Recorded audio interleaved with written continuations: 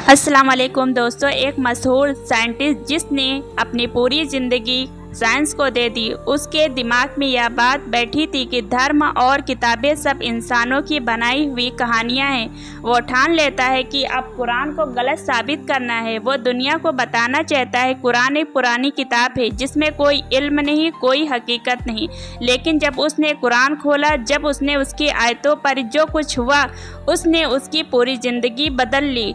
वो आदमी जो कुरान को झूठा साबित करने आया था, उसी कुरान का सच्चा मुरीद बन गया। यही असली वाकया आज हम आपके सामने लेकर आए हैं। इसलिए आपसे गुजारिश है कि वीडियो को आखिर तक ज़रूर देखें, और अगर आपका दिल कहता है कि इस्लाम सच्चा है तो अभी चैनल को सब्सक्राइब कर लीजिए और वीडियो को लाइक कीजिए और कमेंट में सुभान अल्लाह लिख कर जाइए। दोस्तों, ये साइंटिस्ट यूरोप का रहने वाला था। बचपन से ही उसने किताबों और रिसर्च में अपनी ज़िंदगी गुजारी। उसकी सोच साफ थी, जो चीज़ साइंस से साबित ना हो मानने लायक नहीं। इसके लिए धर्म सिर्फ एक धोखा था। वो अक्सर मजाक उड़ाता था, धर्म तो अंधविश्वास है, इंसान को सच चाहिए और सच सिर्फ साइंस में है। लेकिन दिल में एक सवाल हमेशा उठता था, अगर वाकई कोई खाली यानी दुनिया को बनाने वाला क्रिएटर है तो उसके पास ऐसे दलीलें होंगी जिन्हें झुटलाना नामुमकिन होगा। इसी सोच के साथ उसने कुरान पढ़ने का इरादा किया, लेकिन नीयत गलत थी। तो उसने सोचा कुरान में झूठ ढूंढूंगा और सबको साबित करूंगा। ये किताब इंसानों की है। उसने सबसे पहले इंसान की रिएक्शन से जुड़ी आयत खोली। कुरान कहता है कि हमने इंसान को मिट्टी से बनाया, फिर उसे नुक्ता यानी ड्रॉप ऑफ से, फिर उसे जमे हुए खून जैसे अलका से। साइंटिस्ट चौंक गया। अलका का मतलब जोक जैसी चीज़ जो दीवार से एक चिपक जाती है। उसने मॉडर्न इन बायोलॉजी की किताब खोली और तस्वीर देखी। गर्भ के शुरुआती स्टेज का सचमुच जोक जैसी शेप का होता है और माँ की दीवार से चिपक कर पोषण लेता है। उसने हैरान होकर कहा, यह कैसे पॉसिबल? 1400 साल पहले किसी इंसान के पास माइक्रोस्कोप तो था नहीं। फिर उसने एक और आयत पढ़ी, समंदर की गहराई में अंधेरे पर अंधेरा है, अगर कोई हाथ भी बढ़ाए तो उसे नजर ना आए। साइंटिस्ट जानता था कि 1000 मीटर से नीचे पानी में एब्सोल्यूट डार्कनेस होती है, लेकिन ये राज तो सिर्फ मॉडर्न और टेक्नोलॉजी ने खोला था। तो 1400 साल पहले अरब के लोग जो रेगिस्तान में रहते थे, ये बात कहीं से जानते थे। उसका दिमाग हिल गया। उसने पहली बार महसूस किया कि ये किताब साधारण किताब नहीं।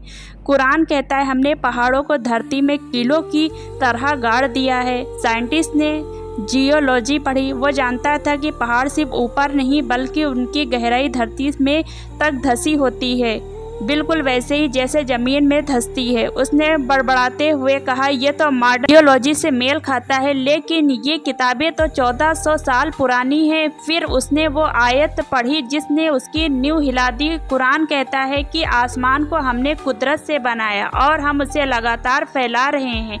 साइंटिस्ट जानता था कि एडविन अल्बल खोज के बाद मॉडर्न कॉस्मोलॉजी मानती है कि यूनिवर्स एक्सपर्ट हो रहा है। लेकिन सवाल ये था कि ये बात 20वीं सदी में पता चली, फिर 7वीं सदी में इसे किसने बताया? उसका दिल कांप उठा। फिर उसने आयत पढ़ी, क्या ये काफिर नहीं देखते कि आसमान और धरती आपस से जुड़े हुए थे, फिर हमने उन्हें अलग किया। साइंटिस्ट जानता था कि बिग बैंग थ्योरी यही कहती है कि ब्रह्मांड एक ही माँ के शुरू हुआ था और फिर फटकर फैल गया। उसने खुद से कहा, ये इंसान का नहीं हो सकता, ये तो सचमुच खाली किताब है। जब उसके दिल में जंग शुरू हो गई तो एक तरफ उसका पुराना अहंकार था, मैं हमेशा कहता रहा धर्म झूठा है। दूसरी तरफ उसके सामने कुरान के ऐसे सच थे जिन्हें झुटलाना नामुमकिन था। रात भर वो कुरान पढ़ता, सुबह साइंस की किताबों से तुलना करता, लेकिन हर बार नतीजा वही निकलता और कुरान साइंस में टकराव नहीं बल्कि तालमेल है। एक रात उसने रोते हुए कहा, अगर ये किताब सच है तो इसका मालिक भी सच है। अगर ये अल्लाह की किताब है तो मुझे झुकना होगा। उसने गवाही दी कि अशहदु ला इलाहा इल्लल्लाह व अशहदु अन्ना मुहम्मदन अब्दुहु व रसूलुहु। मैं गवाही देता हूँ कि अल्लाह के सिवा कोई माबूद नहीं, मोहम्मद मुस्तफ़ा सल्लल्लाहु अलैहि वसल्लम अल्लाह के सच्चे रसूल हैं। उसके चेहरे पर सुकून उतर आया। वो शख्स कुरान को झूठा साबित करने आया था, उसी कुरान का दीवाना बन चुका था। उसने कहा, मैंने पूरी ज़िंदगी रिसर्च की, मैंने साइंस के जरिए सच ढूंढा, लेकिन असली सच तो ये कुरान में मिला। ये किताब इंसानों के लिए नहीं बल्कि इंसानियत के लिए है। उसने कुरान नमाज पढ़ी। उसने अपने दोस्तों से कहा, अगर तुम चाहते हो तो कुरान पढ़ो, ये किताब झूठ नहीं बोल सकती। भाइयों और बहनों, जरा सोचिए, जब एक साइंटिस्ट जिसने पूरी ज़िंदगी इल्म में लगा दिया, उसने कुरान में अपना सच पाया, तो हम क्यों पीछे हट रहे हैं? हमारे पास ये किताब पहले से मौजूद है, लेकिन कितने लोग हैं जिन्हें इसे समझने की कोशिश की? कितने लोग हैं जो इसे डेकोरेशन के लिए कुरान रखते हैं लेकिन पढ़ते नहीं हैं? आज का ये वाक़या हमें ये सिखाता है कि कुरान सिर्फ मुसलमानों के लिए नहीं बल्कि इंसानियत के लिए हिदायत है। तो अगर इस कहानी ने आपके दिल को